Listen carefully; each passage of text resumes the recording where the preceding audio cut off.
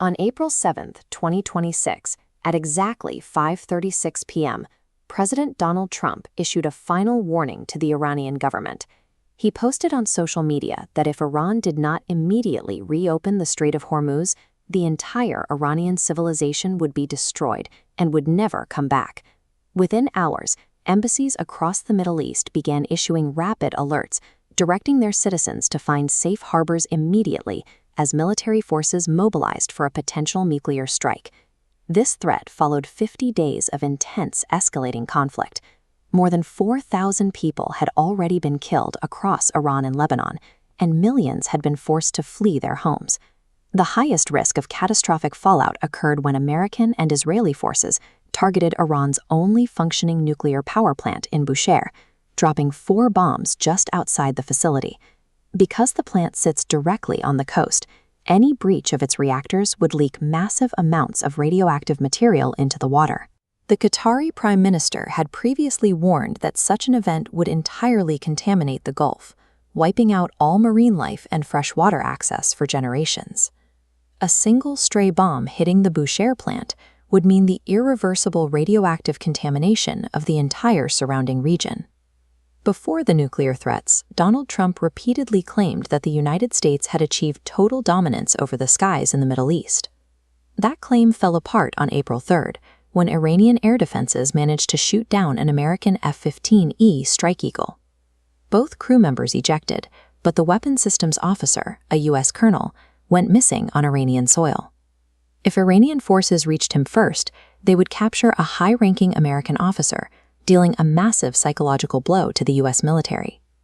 Following emergency protocol, the injured airman hiked to an altitude of 7,000 feet, hid in a mountain crack, and transmitted a 3-word radio message: "God is good." To buy time, the CIA flooded Iran with false intelligence reports that both men had already been rescued. Meanwhile, hundreds of Delta Force and Navy SEAL Team 6 operators, supported by heavy airstrikes, pushed deep into hostile territory to pull him out. The extraction was successful, but the U.S. took heavy losses to get him back. Rescue helicopters took incoming fire, 2 transport aircraft were severely damaged, and an A-10 Warthog crashed, forcing American troops to destroy their own hardware on the ground to prevent its capture. To extract the airmen, the U.S. military lost an F-15E, an A-10, and 2 damaged helicopters, while this pilot counterpart remained in Iranian custody. Fast forward back to the April 7th deadline. With exactly 90 minutes left before Trump's ultimatum expired, the U.S. launched a massive strike on Karg Island, the export hub for 90% of Iran's oil. Then came a complete surprise. Both nations announced a sudden 2-week ceasefire, mediated through a direct back channel between the Pakistan Army chief and the American president. Under the agreement, Iran would immediately reopen the Strait of Hormuz to commercial shipping, America would halt all strikes, and both sides would meet in Islamabad to negotiate permanent peace terms. That diplomatic relief lasted just hours. The very next day, the Israeli military launched over 100 strikes into Lebanon, killing more than 300 people in their deadliest bombing campaign of the war. When questioned, Israeli and American officials justified the attacks by stating that Lebanon was not explicitly mentioned in the written text of the U.S.-Iran ceasefire agreement. The Islamabad peace talks collapsed shortly after.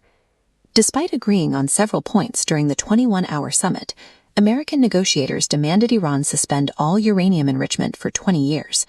Iran refused, offering only a 5-year pause. The confusion from conflicting public statements and the disagreement over nuclear enrichment timelines meant that the Islamabad summit ended without a signed agreement, leaving the ceasefire with no clear path toward a permanent resolution. This map of the Strait of Hormuz illustrates America's immediate response to the failed peace talks, a total naval blockade of Iranian ports, specifically designed to cut off global trade and stop Chinese cargo ships. In response, the Iranian military retaliated by completely shutting down the strait, firing upon and redirecting commercial vessels, creating a paralyzing double blockade of one of the world's most critical economic arteries. Neutral nations immediately felt the impact. 2 Indian-flagged merchant vessels, including a supertanker carrying 2 million barrels of Iraqi oil, were intercepted and forced to turn around by Iranian gunboats. Instead of acting as a global mediator, the Indian government found itself unable to secure passage for its own ships. They were reduced to continually requesting temporary waivers from Washington just to maintain permission to purchase Russian oil. Regional tensions fractured further when the Israeli government passed a new law authorizing the death penalty for terrorism-related offenses, a law written to apply exclusively to Palestinians in the West Bank, while entirely exempting Israeli citizens. Currently, the U.S. is mediating a temporary 10-day ceasefire between Israel and Lebanon, with a promise of future negotiations to address the southern border. The current ceasefire between the U.S. and Iran expires on April 22nd. If no deal is reached before that date, the naval blockades remain in place, and the risk of targeted strikes on nuclear facilities returns to the forefront of